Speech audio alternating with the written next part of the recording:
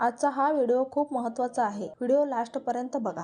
पुस्तक माझी आत्मकथा, लेखक डॉक्टर बाबासाहेब आंबेडकर. प्रकरण 29. मी बुद्धाकडे का वळलो? माझे वडील अत्यंत धार्मिक वृत्तीचे होते आणि त्यांनी मला धार्मिक शिस्तीत लहानपणाचे मोठे केले. माझ्या लहानपणी मला माझ्या वडिलांच्या धर्मजीवनातही काही विसंगती आढळल्या. ते कबीरपंथी होते, त्यामुळे त्यांच्या मूर्तीपूजेवर विश्वास नव्हता. त्यांनी आपल्या पंथाची पुस्तके वाचून काढली होती. त्याचबरोबर रोज झोपायला जाण्यापूर्वी रामायण महाभारतातील काही उतारे आमच्या घरी येणारे लोकांना तसेच माझ्या बहिणींना वाचून दाखवायला ते मला आणि माझ्या थोरल्या भावाला सांगत. हा प्रकार बरीच वर्षे सुरू होता. मी 4थीची परीक्षा उत्तीर्ण झाल्यावर माझ्या जातीच्या लोकांना ती घटना जाहीर सभेतून कौतुक करण्यासारखी वाटली, पण माझ्या वडिलांनी या गोष्टीला परवानगी दिली नाही. त्यामुळे माझ्या डोक्यात हवा शिरेल अशी त्यांची धारणा होती. शिवाय एक परीक्षा पास होण्यापलीकडे मी विशेष काय केले होते? माझ्या वडिलांनी नकार दिल्याने नाराज झालेली मंडळी दादा केळुसकरांकडे गेली. केळुसकरांनी माझ्या वडिलांना भेटून त्यांचे मन वळवले. ते या प्रकारची सभा घेण्यास राजी झाले. दादा केळुसकर हे त्या सभेचे अध्यक्ष होते. त्यावेळी मला त्यांनी स्वतः लिहिलेले बुद्ध जीवनावरील पुस्तक भेट म्हणून दिली.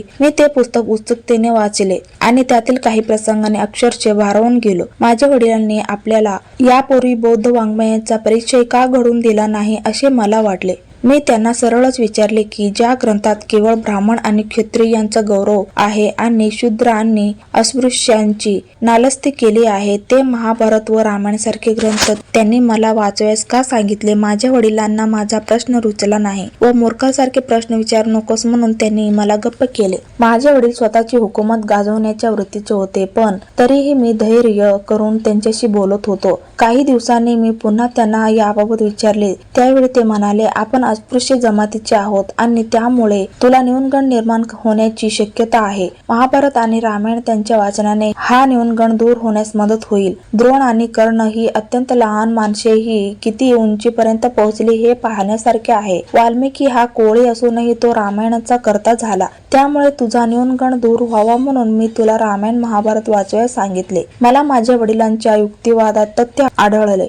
माझ्या वडिलांनी जो युक्तिवाद केला होता त्यात बरेचसे तथ्य होते, पण त्या युक्तिवादाने माझे समाधान झाले नाही. महाभारतातील एकही व्यक्तिरेखा माझ्या मनाला भुरळ घालू शकली नाही हे मी माझ्या वडिलांना स्पष्ट शब्दात सांगितले. मी म्हटले, मला भीष्म, द्रोण किंवा कृष्ण कोणीच पसंत पडलेले नाहीत. भीष्म आणि द्रोण मला ढोंगी वाटतात, तर कृष्णाला लांडीलबाडी करण्यास संकोच वाटला नाही. त्याचे सारे जीवन त्याच प्रकाराने भरलेले आहे. तसेच मला रामही आवडलेला नाही. त्याची शूर्पणखेची वागणूक पहा, आपले सुग्रीव प्रकरणात त्याची वर्तणूक पहा आणि सीतेला त्याचे दिलेली क्रूर वागणूक पहा. माझे वडील माझ्या बोलण्यावर चूप राहिले. ते त्यावर काहीच बोलले नाहीत. माझ्या मनात बंड उद्भवले आहे हे त्यांच्या लक्षात आले. त्यामुळेच मी बुद्धाकडे वळलो. त्यांच्याकडे मी निर्विकार मनाने झुकलेलो नाही, तर निश्चित मनाने मला बुद्धाने भुरळ घातली. इतर व्यक्तिरेखांशी साम्यभेदाने त्या वयातही बुद्ध मला आवडला.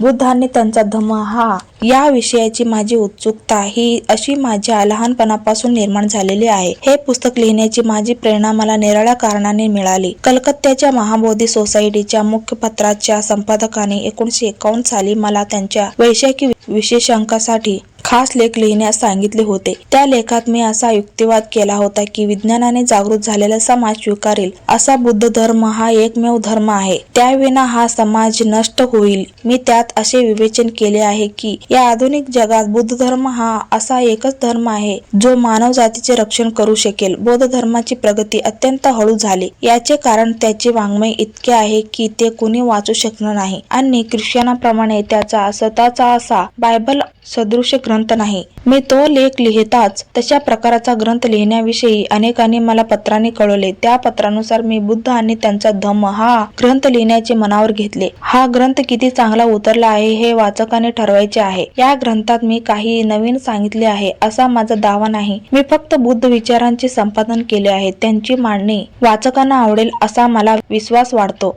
मी ते सारे सोपे आणि सहज समजेल अशा शब्दात मांडले आहे. बौद्ध धर्माचे सम्यक ज्ञान व्हावे यासाठी जी 3 पुस्तके आहेत त्यापैकी हे एक पुस्तक. इतर 2 पुस्तके आहेत. बुद्ध आणि कार्ल मार्क्स, प्राचीन भारतातील क्रांती आणि प्रतिक्रांती. हे ग्रंथ मी वेगळे लिहून प्रसिद्ध करण्याच्या विचारात आहे. व्हिडिओ आवडला तर लाईक आणि शेअर नक्की करा. चॅनलवर नवीन असाल तर चॅनलला सबस्क्राईब करून ठेवा. चला तर मग भेटूया नेक्स्ट व्हिडिओ मध्ये. Bye, take care.